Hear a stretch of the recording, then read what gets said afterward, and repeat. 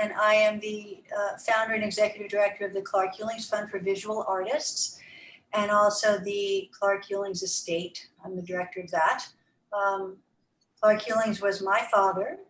He was a painter, and he was a successful painter. And when he passed away in 2011, my mother and I decided that we wanted to carry on and promote his legacy, to share his life and art and work with the next generation of artists and collectors and everyone else. So that is the dual purpose that I'm charged with. And this series is a salon series that is being co-produced and sponsored by Shirley Holland, who you can see over there. Shirley is in Colorado, and she's showcasing little pieces of her collection, which is extensive. And the painting behind her is actually one of my father's paintings. And the purpose of this salon, as opposed to a lot of what CHF does, which is focused on business, we help artists with business, because somebody needs to, and they're more than capable of it. And especially in this day and age, the least we can do is set them up to succeed. So that's what we do. But the purpose of this series is more focused on the legacy, on my father's legacy, and how we can talk to collectors and the rest of the arts ecosystem about what's going on, what's important, what's interesting, what does everybody want to know, need to know, and how can we collaborate and just come together in a more informal environment to share and learn and help each other out. So Shirley is helping all of us out by kicking this off for us. This is our first series of this nature. We have three broad kinds of topics. One is, the first is what we're seeing tonight, which is a discussion kind of led by Peter Trippi of Fine Art Connoisseur magazine, and many other pursuits, as I mentioned, Waterhouse already, with collectors. And tonight we have Libby Whipple, who has agreed to join Peter in a discussion about collecting in this day and age and assisting, what do artists need to know? What does everybody need to know? What is her perspective? So the other two that I'll just mention very briefly, categories, are developments in the arts ecosystem, trends in the industry, things that are happening that people need to know. My father was always on it. He was always cutting edge. He couldn't figure out how to do anything unless it was useful to him and his art and his life. But if it was useful, boy, he would use it. So that's the legacy we're promoting. And then the third area has to do really with the art and the generation of realists, of which he was a piece. And they tend to get short shrift. And as more people turn back to figurative work, we want to make sure that those artists and collectors and people who are interested in that kind of work have the ability to see what came before, because it right now is kind of obscure. So those are our three categories.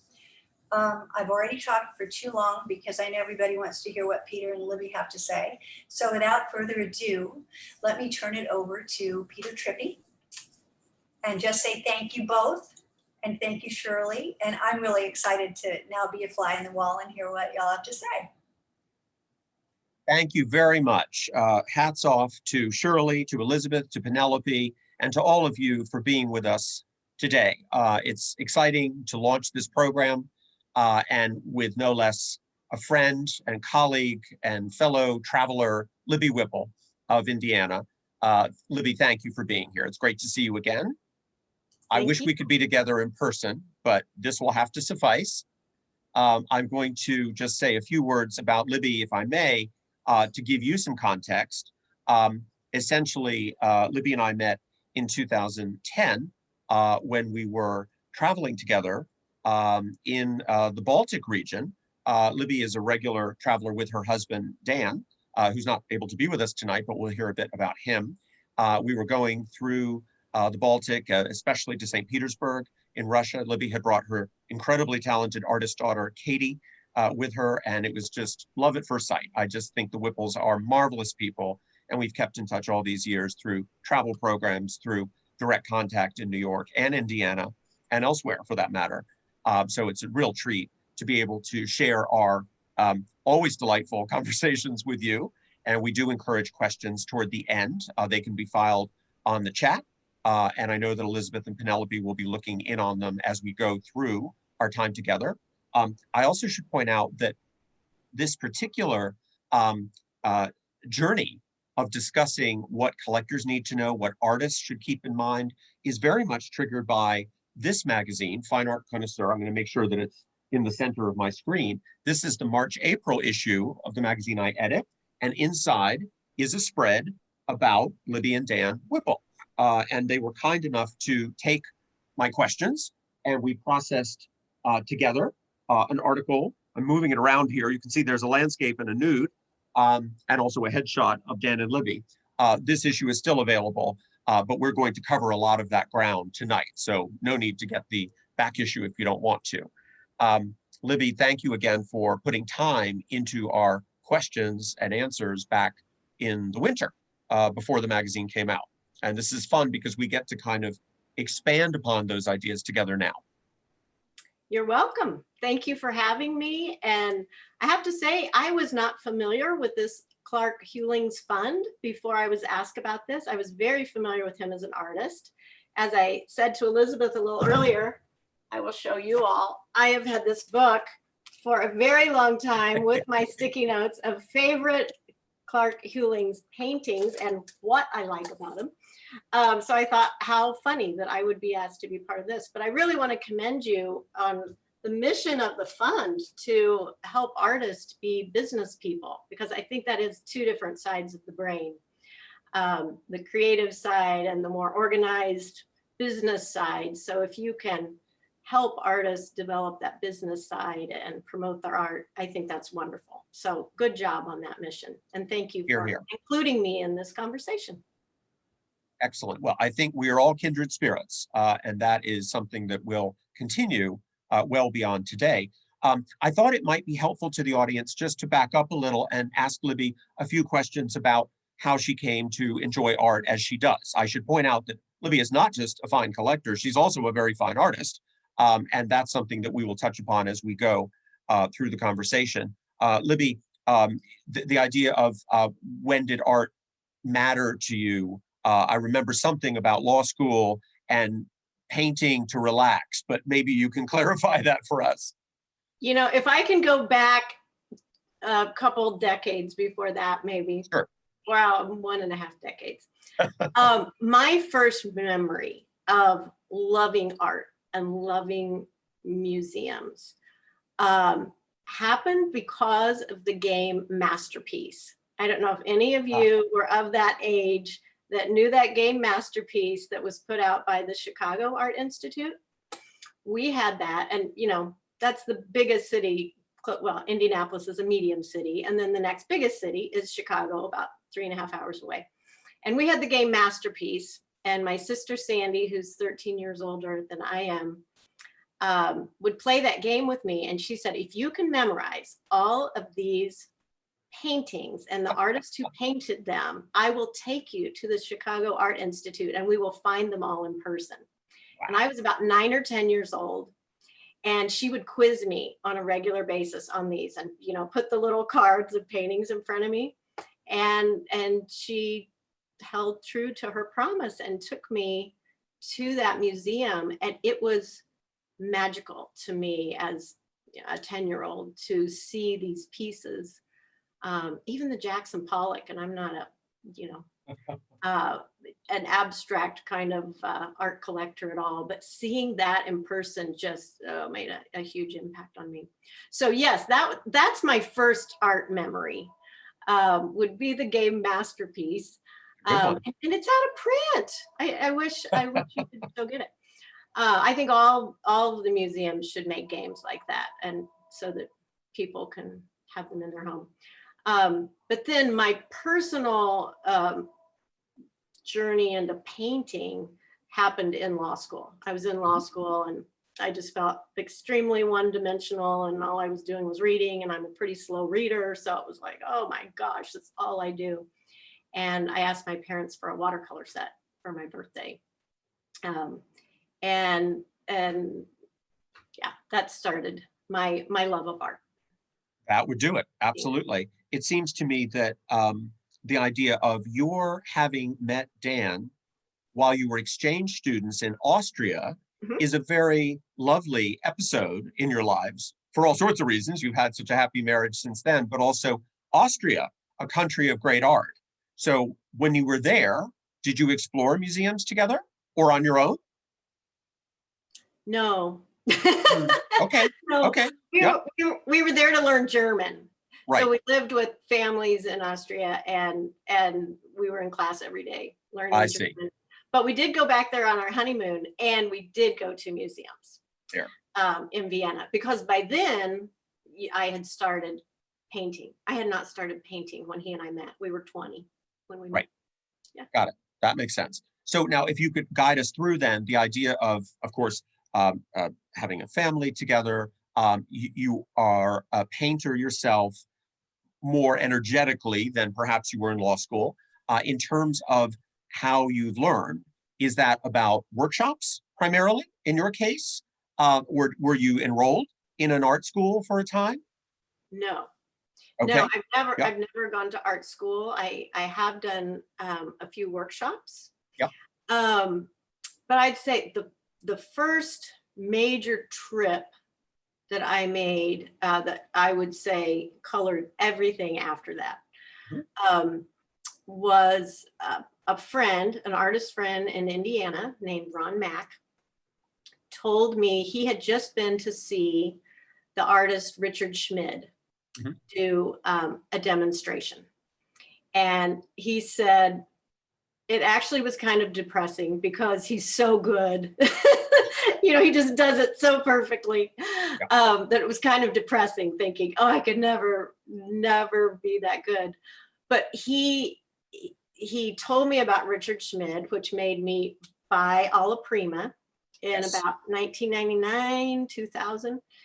And then in 2001, I flew by myself to Vermont to see Richard do a demonstration and speak.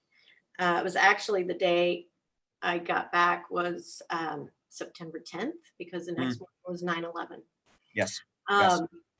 But seeing Richard Schmid and being aware of that book, Alla Prima, launched my involvement in art on a whole nother level as an artist and as a collector, because as I followed events where Richard Schmid was a part, I met other artists who were in this realist tradition, not super tight, but this beautiful realist tradition, which I love. And then you'd meet more, you'd go to an event and then you'd meet more.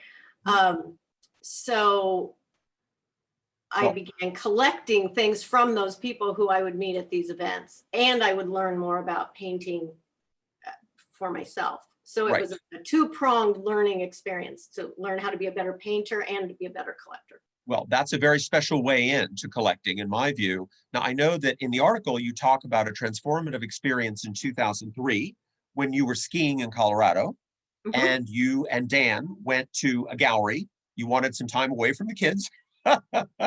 They were busy with their skiing. Tell me more about that. That was, I believe, Michael Lynch was one of the artists on view in the gallery that you visited. Right. And yeah, we didn't so much need to get away from the kids because they were in ski camp. We needed to recover because we had been skiing. And when you learn to ski when you're 40, you know, third day of skiing doesn't work very well. But lucky for us, there was this amazing gallery, Keating Gallery, in Basalt, Colorado. And I don't know, maybe Shirley is aware of it. If she's in Colorado, maybe she's heard of Gordon Keating in that gallery. But we took a day off and went there, and he started asking us, well, what artists do you like? And Richard Schmid was the first person who I mentioned. And Salon d'Arts, I believe it was maybe the first year that Salon d'Arts was happening in Denver. was happening later that year. And he said, well, if you're a fan of Richard Schmid, you need to be aware of this. And he had, publicity postcards there. And he said, you should attend that. And my husband, being a terrific supporter of the arts and of me venturing off on these things by myself, he said, you've got to go to that. Good. So I went by myself to Salon d'Arts, where Richard was, where Jeremy Lipking was as a 27-year-old young man, Scott Burdick and Sue Lyon, Kwang Ho. It was just, Was Michelle Dunaway there? She was not as a featured artist, but she was there with the group of friends from California. So that's when I met Michelle Dunaway for the first Another time. Friend to be, yes. Yes. So that was lovely. And Dan my husband was very supportive of me going there. And I think at that event, we bought, well, Dan didn't see it until later, but a Dan McCall painting. Yes.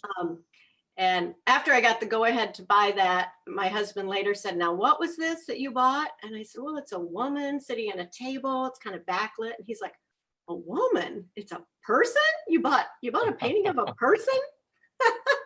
Yes. Well, I would like to draw attention to 2 points that have just come up in that great story. One is the fact that the Whipples were entering a gallery on their feet and talking with a knowledgeable dealer about what they love and looking around and ultimately buying something off the wall. At Fine Art Connoisseur, and I know the Whipples will agree, we are such supporters of galleries that we're concerned about the run toward online somehow accidentally knocking out in-person experiences in commercial galleries. And so that idea of a friendship struck up by walking into a space and being surrounded by things and learning about things that you didn't necessarily come to see explicitly. You were curious, presumably, but you didn't come to see that painting by Michael Lynch that we illustrate in the article, but you ended up buying it anyway because it's so terrific. That's important. The other aspect of this that fascinates me is that event you went to in Denver later that year, where you really got to know more people and got enthused and bought more or began to buy more. That is so important too, that the pandemic obviously has put a stop to that temporarily, but I really hope that all of us can return to those sorts of events where we are educated and meeting kindred spirits and discovering new artists and new distributors, etc. That particular event, Salon d'Arts, I don't know that it's still running. No. I'm not entirely sure. I don't recall. I think it lasted about 3 years, right? 3 or 4 years. And I think I attended all of them. Dan went with me to subsequent ones. Right. And we made some more purchases, Right. Maybe you could talk to us about other events that you have found really helpful, like Weekend with the Masters or Portrait Society of America or Figurative Art Convention and Expo. I mean, just the idea of coming together, meeting different people on different sides of the art world. Right. Yeah, I love events like that because it is kind of a ripple effect. You always meet people who, as you've said, are kindred spirits. You learn about new artists that you were never aware of before. You learn techniques, and whether you're a painter or not, for me, it's a two-pronged thing, but just if you're only a collector, I would say it's just so important to be educated. And this is a little off topic, but I think this is important. We have a friend who's an oral surgeon here in Indiana who is a serious art collector, mostly Indiana art, but serious art collector. So much so that he changes out his art with the seasons. And one time he was so excited to show me a painting that he had. And he said, I have a Frederick Grew. So Frederick Grew was a man who grew up in California, but moved to Indiana. Amazing things. My favorite things of his are like 1980s. Beautiful still life. And this man, this collector, shows me this painting, and he says, I have this new Frederick Grew, and it's signed Frederick Grew. And I said, that is not a Frederick Grew. That is not. And it turned out it wasn't. It was, Yes. It was a forgery. So I just think it's so important to really know your stuff and not just like follow a name and think that, well, like Elizabeth was saying earlier, you know, Clark with an E on it is not a Hulings. Yes. So it's just really important for collectors to be aware that there are people out there with not the best of intentions. And so to educate yourself in any way possible, you know, even go to events that are primarily for working artists. You're just gonna learn more about the art world and about quality art and what it looks like and how it's different from things that aren't gonna have lasting value. Well, certainly in the magazine, we try to highlight the events that we believe are of the highest quality. We're not promoting things that are mediocre. There are lots of mediocre events around the country that should be avoided. I think it's important to connect as well back to Clark Hulings when it comes to relationships. In the mission statement of the fund, there's some very powerful wording about Clark's belief in relationships, that it's about people, not just art and objects. And I think that's so true, that as with anything we do in life, go with the good people, go with the people of integrity. And that's where the galleries matter to us. We worry a bit about online, not because it isn't handy. There's wonderful art available online, but there are a lot of hucksters out there too. And that work of art may not be authentic or as well made as you think it is, because a JPEG photo is a very easy thing to manipulate. Mm-hmm. And the actual work of art on the wall or on a pedestal is a very different thing. And you need to look at it in 360, so to speak, up close, in raking light, etc. So I love the idea that Libby and Dan have been going to these events and getting to know these artists and other collectors in these real-time events. That's something that we want to see continue for sure. I was wondering about works of art you've purchased at some of those events. Like, I seem to recall that you watched Jeremy Lipking paint that seated figure that we illustrated in the magazine. Tell me about that experience. How did that watching matter in terms of falling in love with the picture? Okay, it is magic. I don't know how many of you are artists or have watched, you know, artists start from blank canvas to finished painting. And that one was at the event called Weekend with the Masters. And Jeremy started out with 2 models, and he's, you know, looking like, how am I going to do this? One of them had tattoos all over, and he decided right away, like, for a day-long demo, that's going to be too hard. Thank you for being here, but no thank you. And then he had this other young woman who was very fair-skinned, red hair, and he had these cream-colored lockers almost behind him in the room we were in for the demo. And he placed her there. And I'm thinking, how in the world is this ever going to turn into something beautiful? It just didn't look like it was going to happen. And he probably spent well over an hour just deciding on the pose. And then he started laying it in, and he did morning demo, and then we had a break, and then he continued to work on it through the afternoon. And he said, if anybody wants to paint in the afternoon, you can work from the other artists. And I thought, oh my gosh, this is a master genius in front of us. Who in the world would turn their back on him and paint themselves when you can just watch him and maybe absorb some of it? So I just kept watching, but about halfway through watching that demo, I leaned over to Danielle, his wife, and said, I want this. There it is. And before the day was over, 2 other people said to her, I want this. And she said, I'm sorry, but Libby's already already said she wants it. So it's like, yay. But oh my gosh, it's magical Yes. to see it. And To there watch have her been work. several others that I've watched be painted, and then I'll go say, excuse me, like I would like that right now. Well, so in that regard, you're putting yourself in the way of this luck, because of course you know already that the artists are going to be great, and even if the work might be unavailable, somehow wired to go to a museum exhibition and not into a private collection, you still enjoy the experience. I believe you were also watching Rose Franson, the great Rose Franson of Iowa, painting Alexi Steele on stage at Portrait Society. That must have been something. I caught her on the stairs before she was even all the way down off of the stage and said, if nobody has already said they want that, I want that. Yeah. And the great thing was Rose Franson's husband, Chuck Morris, was videotaping that entire and they talked the whole time. How she painted Alexi Steele when he was talking nonstop, I'll never understand, but the portrait is exquisite.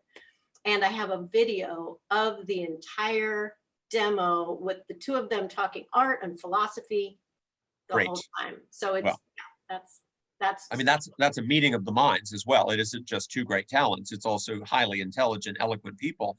Now, I wonder, what do you think about watching demos online or on a video? I mean, have you done that as an artist yourself? Do you learn anything from that yourself? That is so timely that you would ask me that, because just a couple weeks ago was Portrait Society, which was virtual. Yes. Oh, it is really hard for me because the energy is just not there. When you're at a live event and you're getting up and you're getting your continental breakfast and your coffee and running in and grabbing a seat and introducing yourself to the people all around you, there's just an excitement and an energy. And when it's you going to this seat right here in the living room to sit by yourself at the computer, it is just a poor substitute. But I will say, I haven't watched many of the demos or the interviews from that particular conference. But one I did watch was on the last day, and it was with Dean Mitchell. Yes. And I believe I mentioned this to you the other day. Dean Mitchell is an artist whose images I've been ripping out of magazines for probably 15 years. I have never had the opportunity, though, to meet him in person or see him interviewed in any capacity. This was the first time. So this is something I really wanted to see. And it wasn't a demo. It was just an interview that Michael Shane Neal, who's with the Portrait Society, did with Dean Mitchell. And I've now watched it a second time. I invited friends here to watch it a second time with me. And talk about the importance of relationships and the kind of human being this creator is. Yes. If I had heard Dean Mitchell 15 years ago, I promise you, I would have done everything in my power to get a painting of his. Yes. And might still do it because he's a phenomenal person. Yes, you can feel it. Absolutely. Yeah, yes. It's not just his skill. His skill is exquisite.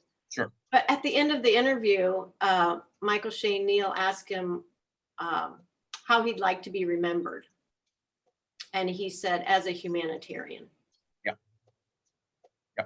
Boom. There you go. Yeah. It's like to be that skilled, to be that just dedicated. And yeah, it makes a difference, like how you feel about the person and their purpose in creating art. The purpose, exactly. So let's talk about that, because I think that the backstory is sometimes accidentally missed when an artist is working on marketing or promotion or exposure. Obviously, some artists have dealer representatives, gallery representatives. Many do not, and are doing it themselves for various reasons. And I think that you put your finger on something fascinating. it isn't just the work of art, it's also the intention of the person making it. That you could have a beautifully created work of art, but if it's cold, or if it strikes you as cold, then it's not going to move you to buy. So let's talk about strategies where artists can convey some of that personal ethos to you as a collector. I wonder about videos these days. For example, not just in an event where the program is recorded, of course, but also what about posting short or long videos on the artist website or on the gallery website under the artist page? If you see my point, would that help tell you more? I realize there's no such thing as matching the live experience. I get that, but we don't always have the ability to do that. Would you, as a collector, enjoy an interview with that artist so you can learn more about why he or she creates this work?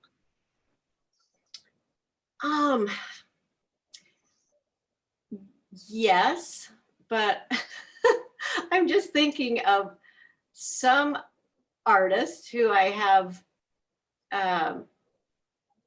come across at different events, live events that I've been to. And sometimes, this might not sound too friendly, but Okay. sometimes learning more about the person or spending more time with the person actually is a deterrent to me being interested in their art. Okay. So I'm interested in the backstory. I'm interested in the person. But it needs to be genuine. You know, you're talking about their art, like it has to be coming from a genuine place, not, oh, I'm doing this to sell. Yes. No, point taken. You know, it's like, this means something to me. Yes.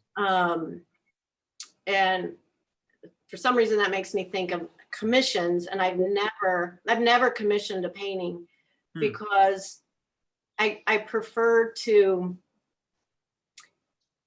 see art that came naturally to someone, that they wanted to do on their own. Right. As opposed to, here's my idea and here's what I'd like you to do with this. And it just wouldn't be coming out organically from them. So I don't think it would be a very good result. I'd rather see something that came from them and then choose it. I take your point. That's fascinating. I mean, this is so interesting that we can look at the same themes with different collectors and hear different viewpoints, because I know several collectors who love the process of commissioning and getting into a dialogue and making it a conversation, and the artist often enjoys it too. Obviously, it doesn't always work. Sometimes it fails, but in some cases, it's a huge success that matters deeply to both parties. But I take your point, and I want to just tell the audience, if I may, to save Libby some time, about the wonderful artists represented in the collection that she and Dan have. Lots of friends, artists from Indiana, as you would expect, like Mark Burkett, Robert Eberl, Ron Mack, C.W. Mundy, David Seward, Stephanie Paige Thompson, but also plenty of artists from around the country, like Bill Anton, Casey Bow, Gordon Brown, Patrick Burns, Matthew Cornell, Nancy Guzik, Don Hamilton, Ron Hicks, Daniel Keyes, Michael Klein. I'm running out of breath. Nicholas Martin, Dan McCaw, Joe McGurl, Jay Moore, Daniel Sprick, David Troncoso, Alex Venezia, Skip Whitcomb, Shane Wolfe, Justin Wood, and Vincent Zeus. I mean, these are fantastic artists of all different ages, so I congratulate you. And of course, I've overlooked, but not intentionally, Katie Whipple, Libby and Dan's daughter, and their son-in-law, Brendan Johnston, who's a wonderful painter and sculptor as well. Let me just say, the reason for mentioning all of that is that, of course, the dynamics with all of these individuals are unique, that there is no way to generalize all of those diverse personalities. And so we don't mean to be prescriptive here in this conversation, but I think it's really fascinating to contemplate these ways in. I wonder about the idea of pursuing communication vehicles that are not videos. What about a book? You showed us earlier the marvelous book produced by Clark Hulings, and it is a joy. It's a reference work, but it's also a great read. What about other artists' books? Do you recommend that everyone try to produce one as a matter of record, or does it depend on the kind of work? What are your thoughts on that? You know, Katie and I were talking this afternoon while she was pushing the new baby around the neighborhood. And I asked her about that. I said, what are your thoughts on books? Is it like with social media now, are books like passe? And she said, oh, I don't think so at all. And she's 30 years old. You know, it's different for a 59-year-old to say, oh, I still love art books. But I think because whether you're an artist or collector or both, I mean, we're just so visual. Yeah. And as beautiful as an image can be on a screen, there's nothing like just being able to hold it, look at it. And for example, right now I'm working on a landscape painting and I have a giant Andrew Wyeth book spread out on the floor of my studio because I'm looking at the really subtle color temperature, Yes. the color harmony of it. And so I love to get out these big art books and look at them, whether it's somebody new or someone farther back. I have that beautiful Waterhouse book that Peter put together. I have lots and lots of art books, and Good. I think they're good to sharpen your eye, you know, Yes. as a collector or Yep. as a painter. But I realize it is a different time than, you know, even 10 years ago. So let's talk about that in terms of, you know, we say that younger people look at digital more than at paper. Do you think that a high quality book could be essentially pushed into an app or some other digital device that allows the user to look at it on an iPad, for example, and maybe even have links that allow them to go into corollary subjects, like, you know, where is the location of this scene, and then bounce over to the National Park Service web page for that park. I'm just thinking out loud. Would that work for you as a collector or admirer? I would probably like that also. I'm kind of a deep diver, kind of a crazy deep diver who can get into something and then, you know, I'll just keep learning and learning. The curiosity is hard to turn off. So I would enjoy that, but I don't think that could ever take the place of a hard copy book. Okay, for me. right. I just love that so much. But you know what? When I read every night, I'm still holding a book. Yes. So I'm pretty old fashioned. I have a pencil in hand and I'm writing in the margin and yeah. You know, look, I wouldn't write books off at all. I mean, we're finding actually that young people have returned to books during the pandemic, partly because of the lifestyle they've had to lead. But I have a feeling that as with vinyl records, it's always possible that there will be a resurgence. So I think one shouldn't be too worried about the future of books. Publishing is actually doing all right. The problem is art books are terribly expensive to produce accurately. To get a great photograph to look well is not easy. It costs a lot of money. So, you know, it's not like producing a novel where it's only words. Right. And I feel like I've been kind of downplaying seeing images of art on social media. And just this morning, I saw a piece on Instagram that I contacted the gallery about. Good. Good. So Excellent. I have met the artist. I do Yes. know the artist. I don't have any of his things, but it was so beautiful. And I know the quality of his work Right. that I asked about it. So That's an important point. Now, you know, with social media then, because it is all about the JPEG or the TIFF file, and it's being accurate or not, would you agree that in your case, you're only going to be looking on social media at artists you already are trusting as full of integrity or talented? Or would you stumble upon someone new who might open your eyes and make you dig a little deeper? I'd be open to someone new, and I'm thinking of a specific gallery who we've purchased from before. Sure. And gosh, I wish I could think of this woman's name, the artist. I think it's Dana something. And she's I think she's represented by Arcadia still. Okay. She had this painting of a beautiful, like, metal enamel bowl, kind of this pale turquoise with water in it, and these dandelions, like puffy headed dandelions floating on the top. I've never met her. I've never seen her things in person. I fell in love with that painting, and it was taken before, before I got a chance. But because of knowing the quality of a gallery, there might be a time when I would be willing. That gallery is trusted. Absolutely. Yeah. Is that Dana Levin by any chance? Could it be? She does still life painting, but doesn't matter. Doesn't matter. I'm not sure. Okay. I don't know her Well, last name. I wonder, Libby, do you collect fine art photography? No. Okay. Right. That's fine. I mean, absolutely. I was wondering whether photographs have other different needs from what we're discussing. The idea of course, they are potentially, gorgeous in a website, in an app, in a book, and the idea of whether there's some differential or not. I myself don't think so. Fine Art Connoisseur doesn't cover photography because other magazines do it so well. But I thought I would just raise the question. I think the huge link there is composition. Yeah. I love, beautiful photography. Ansel Adams, love Yes.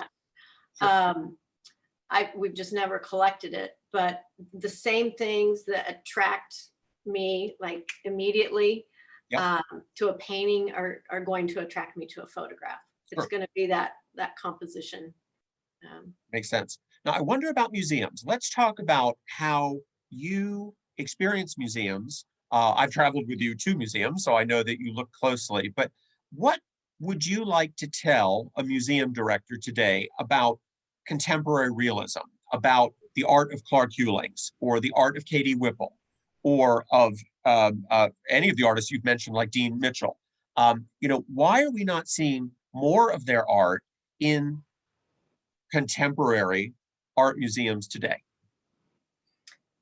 This is a huge frustration to me. And at our Indianapolis Museum of Art, which they now call Newfields, I've actually registered this concern. There is so much beautiful art, not just beautiful is what I like, but skilled, Yes, well-made,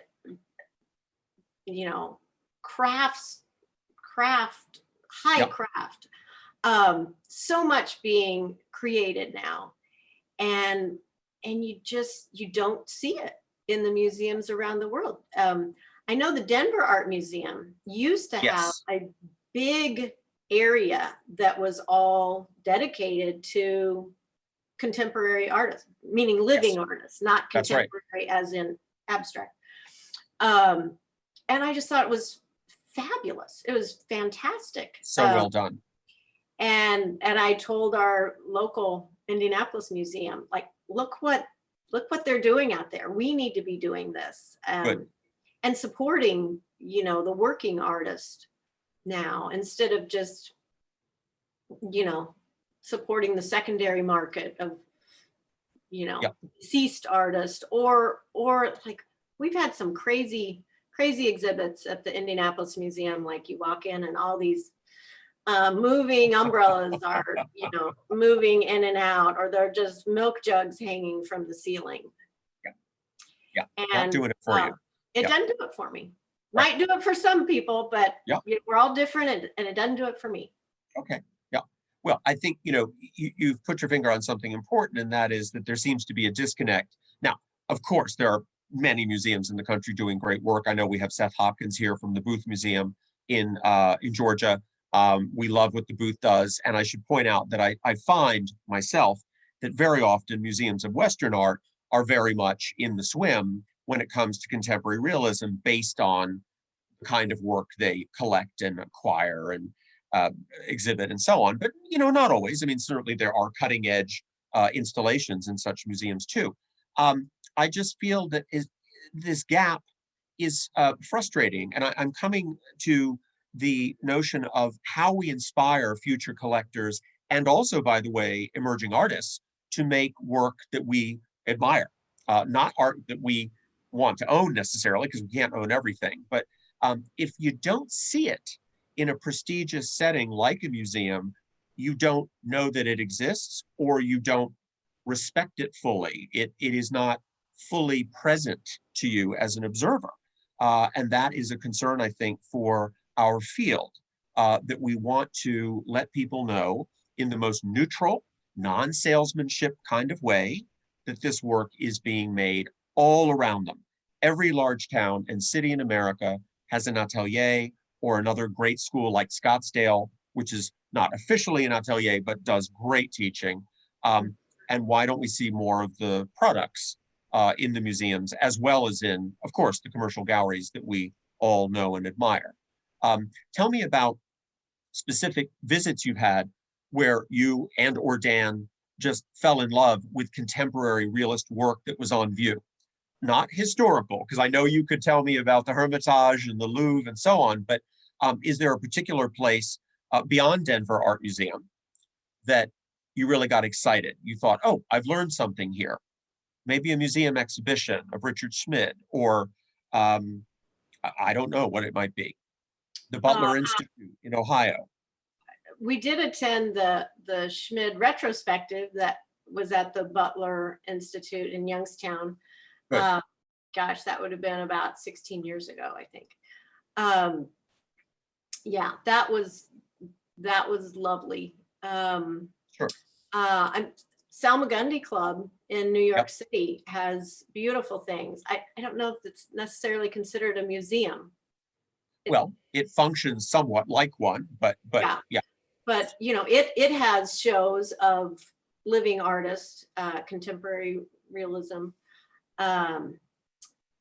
So I've purchased a couple of things there. Yes, you have, no doubt.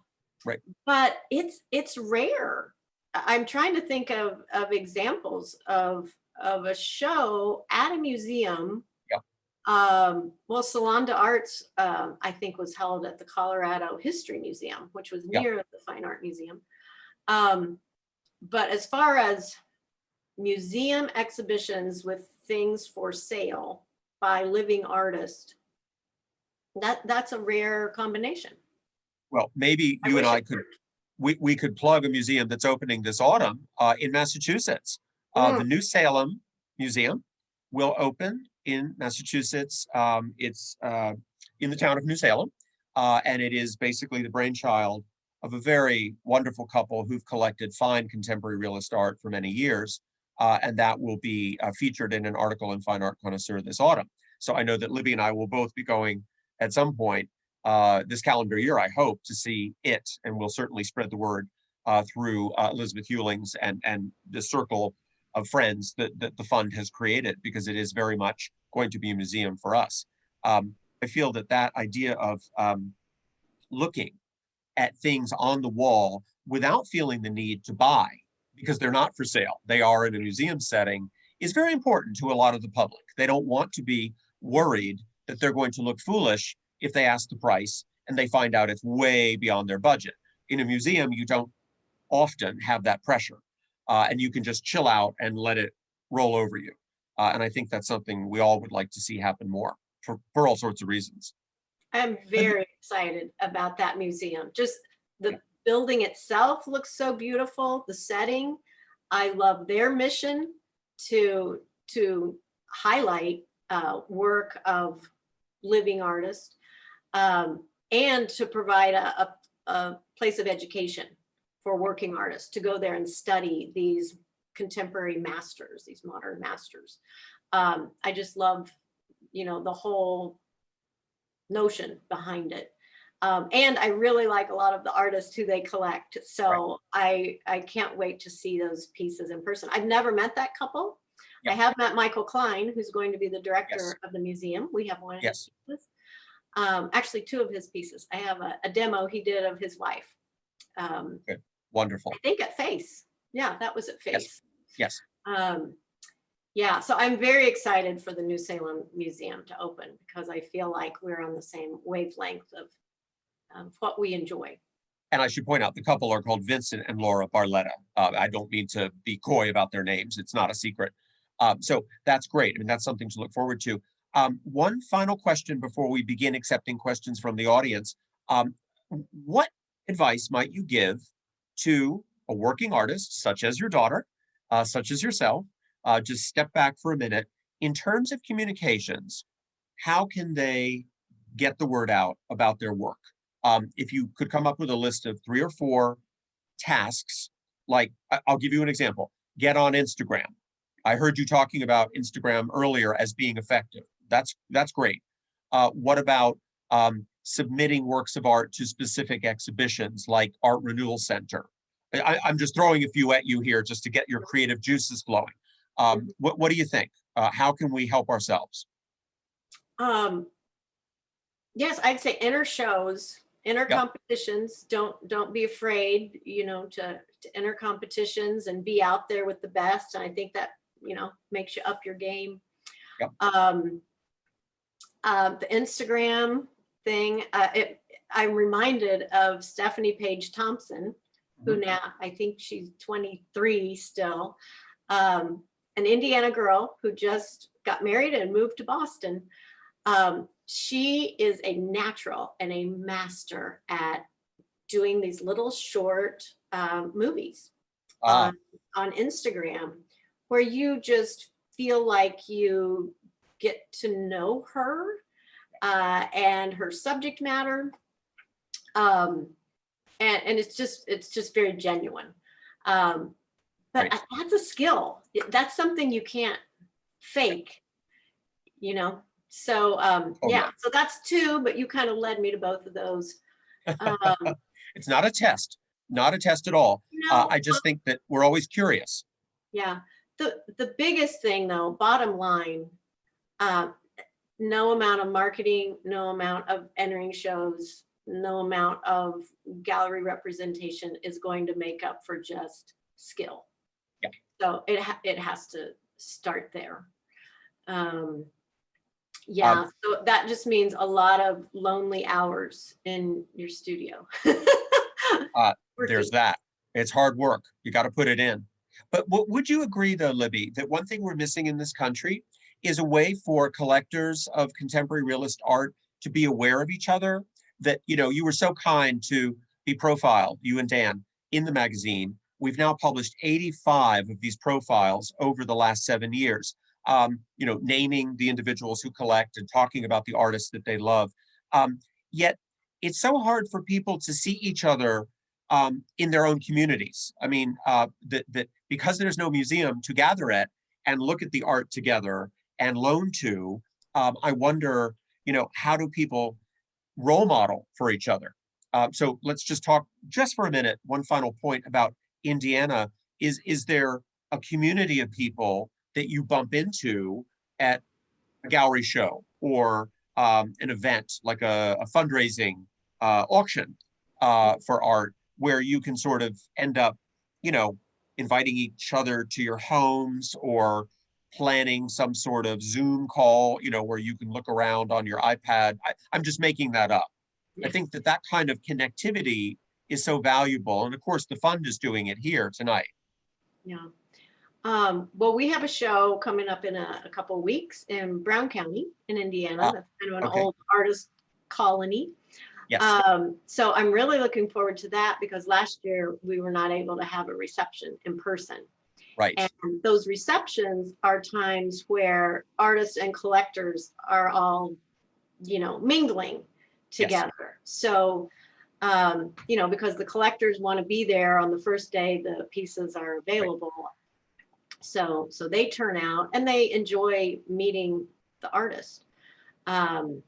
So I think that's what I think of when I think of how do you meet, and that has turned into I've been to the home of another collector. I have a couple of other collectors and seen their things, and they've seen ours. Yeah. But it's just the good old fashioned meet in person and be friendly and open yourself up. I love that. I think that's great because, you know, to a certain extent, you've established a level of trust and comfort by having chatted with those folks in a public setting. I am not suggesting that we set up an internet database of collectors. That would be very scary. And you would meet all sorts of crazy, weird, thiefy people. But how wonderful that you've been able to make these genuine connections in your community. And that's something I hope we all can do wherever we may live. Let's go ahead and hear from the audience. I know that we've been trying to keep an eye on the chat. Penelope, maybe you could help me. And even if you wish, we could go to the mosaic form on the Zoom screen in case anybody wants to unmute. Are there any questions? Well, Peter, it's Elizabeth. Hi. The first question I saw come through was, how did you know it was a forgery? Oh, I was familiar with the art of Frederick Grew, of that person. There was a show at the Indiana State Museum of his work. And I'd seen it also in galleries in Indianapolis. When I was in law school, the gallery right across the street from the building where I worked carried this man's things. And so instead of going to lunch, I would go over, and right next door was a chocolate shop. So I'd buy a couple of chocolates and then I'd go to the art gallery and I would spend my lunch hour in the art gallery. So I was familiar with it, and it was just tight and not very good. So I had just seen enough of the artist's real work that I knew it wasn't. But, you know, so you work up the courage to tell the poor person who's just purchased this thing. But I assume that he then decided to investigate further, right? I mean, what happened, I guess, is the real question. Did he go back to the place from where he bought it? And I think, oh gosh, this has been a while, but I think maybe it was on a credit card, and his purchase was on a credit card. And so he actually got the money back and got to keep the forgery paintings. I think that's what happened. Yeah, it wasn't worth keeping, but I think he kept it. I love it. I'm just looking for hands. Let me see. Nope. Well, I've got a question up my back pocket. Absolutely. I'm full of questions. I wonder about the idea of what you read. And I'm not fishing for a compliment for Fine Art Connoisseur magazine, but are there other titles that you look at, or television programs, or a blog? Tell me about your sources of information beyond invitations that happen to reach you. You know, I'm not a big social media person. So the idea that today I did see, you know, something is kind of a fluke. I do have a good friend. I don't know if he's on here. He was planning on being here. David Gully, who's also a collector in Indianapolis. And I've actually become aware of a lot of artists because of him, because he does keep his finger on the pulse of the young upcoming artists who are amazing. So it's good to have a friend like that who's kind of a scout, you know. And so I learn from him. And then just the old traditional places I look, the galleries that I respect. And most, I would say, I don't know about most, but a good percentage of our things I have bought from the artist in person at events. We have a Daniel Keyes floral in our kitchen, and I bought it out of his hotel room. Right. At a conference. So. Yeah. There it is. Those events are very influential in your life. That's great. Yeah. I think that is so heartening to hear that they really matter. Peter, it's Gordon. I had a question for you. You started earlier commenting about the role of galleries in the art collection world. Yes. You know, we've all gone through a period of 12 to 18 months now where we've probably not frequented galleries as much as we used to do in the past. Though I'll speak for myself, my art spending has not decreased at all. If anything, it's gone up. And we've done that by focusing a lot on, the auctions. But I think Libby's point about Instagram and other social media platforms are becoming really much more important. I've now purchased art from people around the world that I've met through Instagram. And just this morning, I've purchased 3 pieces from a Turkish artist who I think is spectacular. And I would never have seen him. And so, and I've got friends who are in the gallery business. And for me, I feel like they're a dying breed here. And it won't be long before, not clearly there is a role and there are some galleries that are important, I think. But I know a lot of artists today that don't go through galleries at all. They just do it entirely through social media. And to the point I think made earlier on, for us, a key part of the fun is getting to know the artist, right? And when you make that connection directly, you have that relationship. But when you buy through a gallery, you don't. And so I, for one, have a strong preference to go directly to the artist because I get to know the individuals quickly and well, and have many friends today who are artists who are within our collection. So I'll be quiet now and just welcome other people's perspective. Well, thank you, Gordon. Are you going to share the name of that wonderful artist who you just bought 3 things from?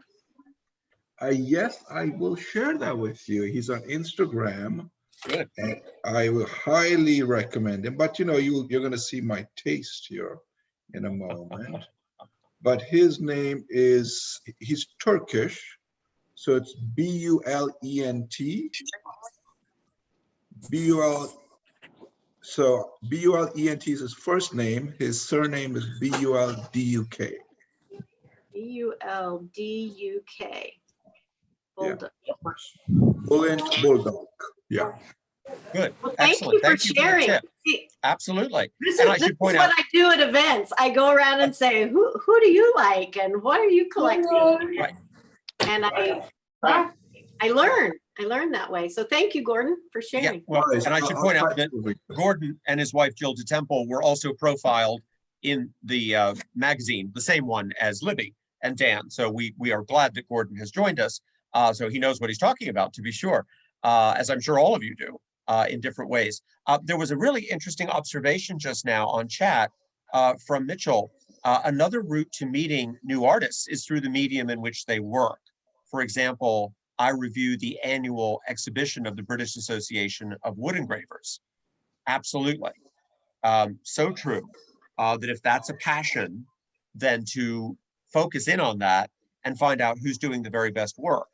And indeed, each organization has its own outlets, whether it's a website, a journal, a magazine, possibly Instagram, etc. Definitely. The more images and education flowing in, the better we are as consumers, definitely. Thank you.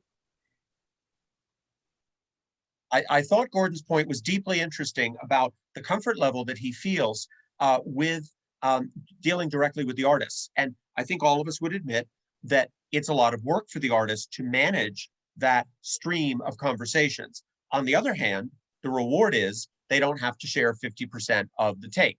And that is very powerful indeed in every way. Having said that, and I don't mean to sound critical of Gordon, but our generation, and I'm looking across the screen, most of us are not children. We trained our eyes in galleries and museums, and that's why our eyes are so sophisticated now to parse what we see on the internet.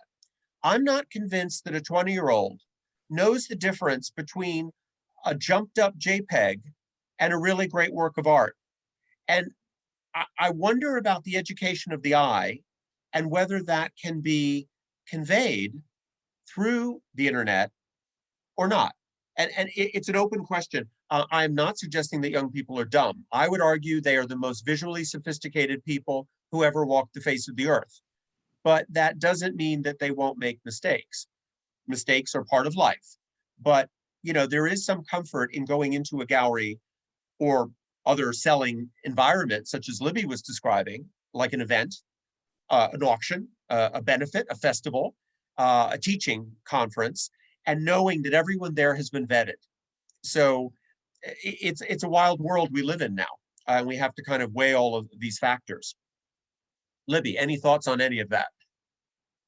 Well, it really struck a chord with me when you said these folks have been vetted. Yeah. Because I was looking at a possible list of questions you sent, and one was, what's your first art purchase? And we have two things that we bought in San Francisco years ago. And, I still like them, but it wasn't until I started going to these events and meeting these people who I consider to be excellent artists. It's like, okay, you can't deny the talent of their work. It wasn't until I got involved that way that I kind of found this, what I consider the cream of the crop. Yeah. of the makers. Yeah. So going to the events put me in touch with those people. So yeah, those art events that I've gone to, I give all the credit to for educating me about the best of the contemporary art world. Excellent. I'd love to hear from Daniel Gonzalez and then Michael Dudash. Let's see if we can unmute Daniel. Hello, Hi. Peter. Hi. Well, I want to say thank you, Gordon, for sharing the story of buying artwork on Instagram. I feel like that's inspiring for an artist like me who's on Instagram and doing the hustle there, having live art shows, sending out, private messages on newsletters, and really giving people kind of an inside look into the studio and what's going on behind the scenes. I like it. It's a great way to connect. But there is a digital gulf that exists because I do miss networking. I mean, I miss meeting face to face and, meeting people in person. Earlier in the pandemic, I was lucky enough to talk to Seth Hopkins at Summer Art Fest in Whitefish with the Cadre Gallery. And that was a great experience to meet other artists in person and bridge with other people that couldn't be there. I mean, I shared a funny story about my father, who is a rancher, and he joined Facebook just for that day to check out the art show and the conversation. So I think the future is kind of a hybrid where we're going to keep inviting people from all over the world to attend, but also really, I think everybody's really hungry to get out and meet people in person. I can't wait till the Clark Hulings Fund has an event like Face where I could meet everybody. I just joined you guys on Instagram right now. I'm following you now. So yeah, I'm excited for the future, and I think it'll be a mix. I mean, I keep reaching out to galleries. I keep pushing my own Instagram. And one thing I wanted to mention is George, who runs the Western Gallery on Instagram, it's an online gallery. It's completely online, the exhibit and everything, but I still think it's an important relationship because he knows collectors, and me, I'm just doing it by myself. And I know the gallery takes a cut, but I think that's a relationship I want to foster so that, the language where somebody's talking about my artwork, it's just more people on your side to help you educate people about the artist and about the artwork. So I'm excited for what's coming. Thank you. I love your optimism. That's great. Yeah. Keep up the great work, Daniel. Yeah, good luck. Yeah, I hope to see you guys, and I'll be in New York this summer with Juliet Aristides, and maybe say hi to you. Good. Up there. All right. Please do. That's great. Thank you. Michael, are you there? Yeah, let me unmute that. Yeah, I am here, and I really apologize. I'm having this software problem with this camera, but I've been listening and really appreciate you doing this, and I love being on. And I thought I just attended something. I've done it before that I thought people might be interested in hearing about. It was called the Collectors Rendezvous. Peter, are you familiar with that? The Coeur d'Alene, Buddy Lay from the Coeur d'Alene Galleries has done for, I think this is his 4th or 5th year. I did it 4 years ago, and it's he books 3 days at a resort over in St. Regis, Montana, beautiful area, and collectors come. There's four artists who are invited to come. We do demos. There's roundtable discussions. There's a conservator there who can talk about the collecting art and really go answer a lot of questions about conservation. And it's all filled up with collectors, and so they have a chance to interact with the artists, watch us paint. I've sold art and my demos there. We do demos, but it's a great interactive, relaxed atmosphere. I think Seth was at one of them, the first one I went to years ago. Martin Greeley and Brent Cotton and Jeremy Weinberg and myself were there at that, and it was a really unique event, and I know the people absolutely love it. You were talking about how can we learn to, or find formats to interact with each other beyond in unique art events. And I think this, I would love to see this replicated all over the place. I know the collectors absolutely enjoy it. And I've had subsequently then collectors come and visit my studio in Coeur d'Alene, and I've sold more artwork that way. The personal touch in a relaxed atmosphere like that is invaluable. I think it's something kind of different, but I wanted to share that with folks, and I know they're going to continue to do them as the years go ahead. So just Peter, and I don't know if Libby's heard about this, but Peter, you probably have. So I wanted to make those comments. I'm so glad you did. Thank you. That's really helpful. That's exactly the kind of tip we need. Yeah, Libby, are you familiar with that event? No, but it did remind me of a good event of contemporary realism that we do have in Indianapolis at the Eiteljorg Museum. Yes. They have the Quest for the West. And when Michael was just mentioning Brent Cotton, I'm pretty sure he had a painting there about 3 years ago that I just fell in love with. That was sold. But that is a great event. And I feel like events that are Western themed are better at this.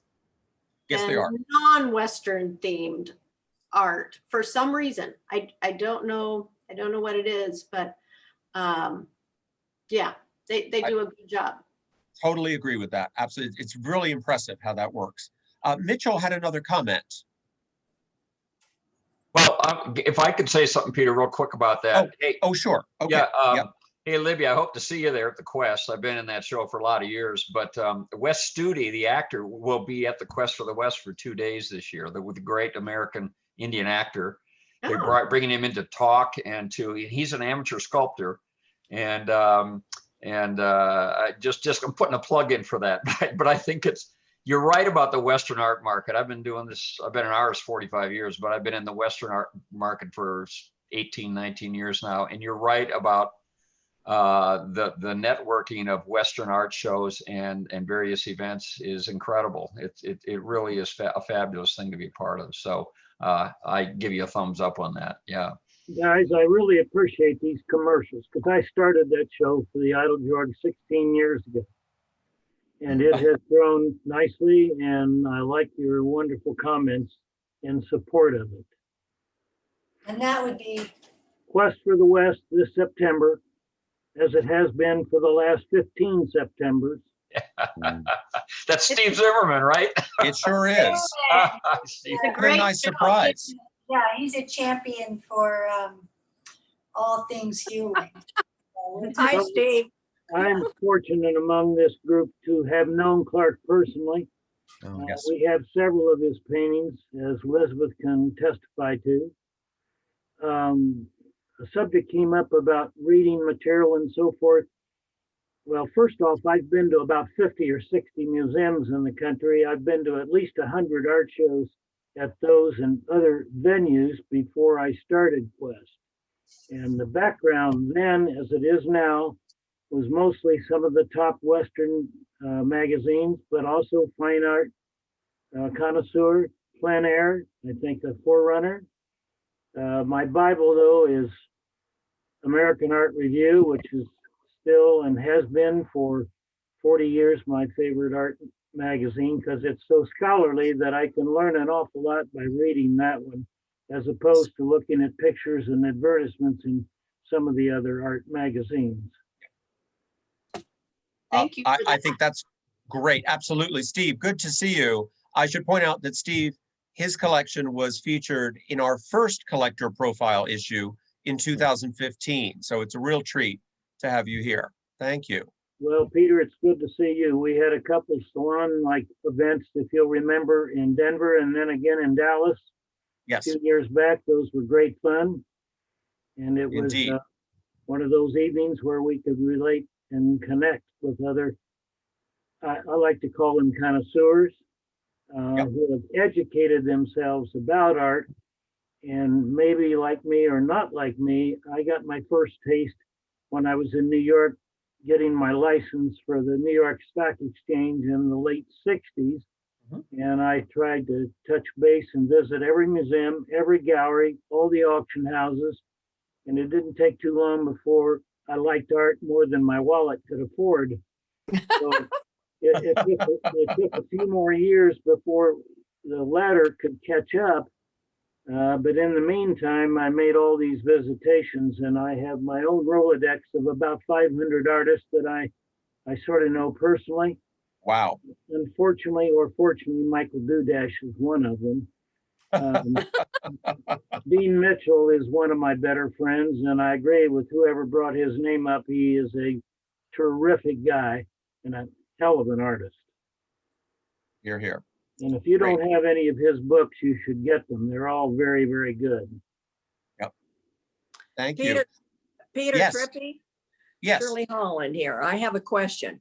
Yes. You talk about the articles in the magazine. Were those the Magnificent Obsession articles?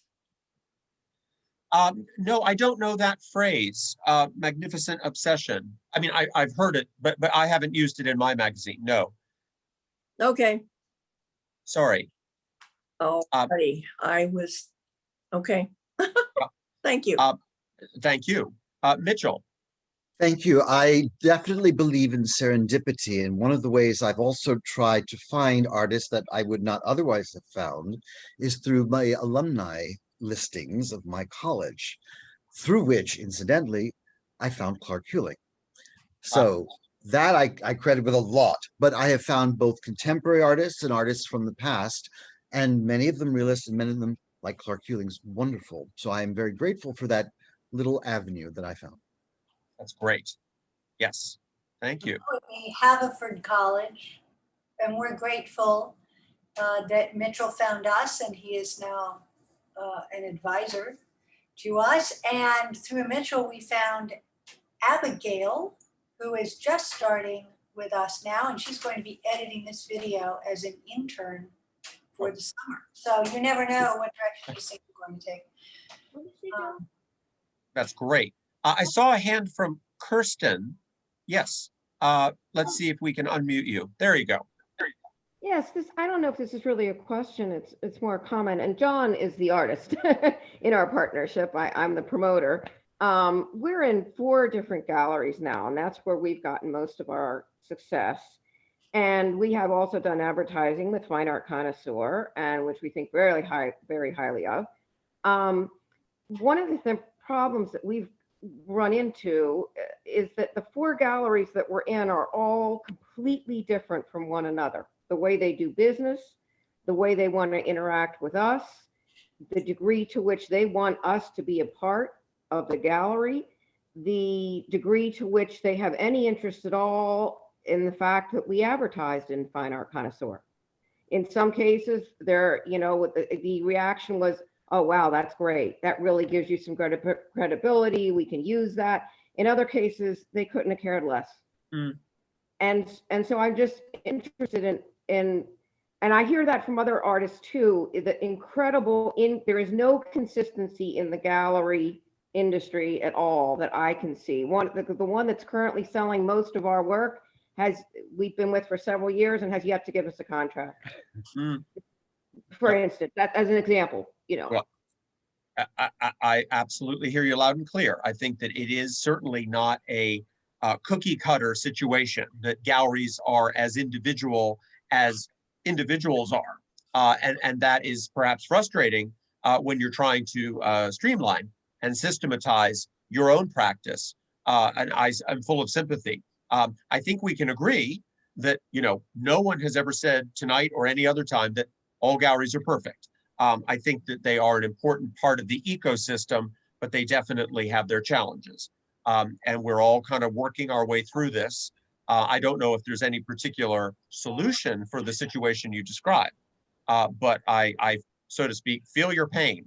It must be a little aggravating to have that, constant back and forth with different expectations. Definitely.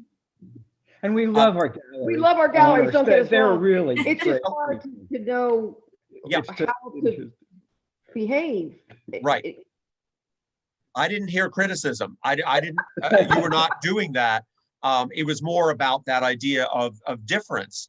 And, obviously, if you're running your own Instagram account and that's all, you have full control over the content. And that is a very valuable and powerful feeling for anybody. So that's different. On the other hand, not every collector is going to be looking. Many are, to be sure. But a lot of folks are also in those galleries walking through. I'm not sure which galleries you're with exactly, but the ambiance of a particular place is unique in many cases. I wanted to also flag, I think we have Toni Kellenberg on the call. She is, with her husband, Steve, also profiled in the same issue as Libby and Dan. So it's great to have you from Laguna Beach, a wonderful collection, especially of plein air painting. May I make a suggestion also for the Helds? Yes, One of the other please. things that I've come across over time is people who make an affiliation, not with a gallery, but with a frame shop. So they actually have sort of small exhibits of their work, and people will come in and say, oh, that's really interesting. I never thought of that. I know of a shop in Troy, New York that does this, and it's very successful. And it's similar to a gallery, but it in some ways is much friendlier, and you get a lot of different people who would not otherwise have found your work. Great. Thank you. Elizabeth, Penelope, I don't want to keep everyone all night. What do you think? Yeah, I'm feeling winding down. People are winding down. Yeah. This has been a great discussion. And we did just get a comment from Jill that people can follow. Oil Painters of America. Yeah, associations is something that we hadn't mentioned. I'm glad that you called that out, because yes, what I was going to say is if you're an artist and you're trying to figure out where your potential collectors are, well, if you look at the other artists whose work you feel you wish your work were shown with that work, where are they shown? Crash every opening, talk to every person in the room, because that's how you start to build those connections, right? And I think that you can bookend, as far as CHF having an in-person event, we're doing it in October, and it is hybrid, it is bookend. So last year we were all virtual. This year we're back to hybrid. We're going to do virtual training ahead of time, and then October 18th, Santa Fe, New Mexico, our 6th annual. We are building an art con, and it gets bigger every year. So we would love to see you there. great. The other serendipity, I think Mitchell mentioned serendipity. Well, we are dangerously close to announcing our next salon, which will be on the realism 20th century, how all art can be seen and what is the through line. And we are working on having at 2 or 3 people that can speak to coming from different perspectives on that. But the one we've lined up is Dean Mitchell. Oh, great. So that we were all clapping when we heard the earlier part of that. That will be July 7th. Penelope, help me out. July 8th. You can just jump into the chat and there's a link to the landing page. Thank you. That's great. So yeah, July 8th, 7 p.m. Same setup, slightly different format, and we'll be talking about realism.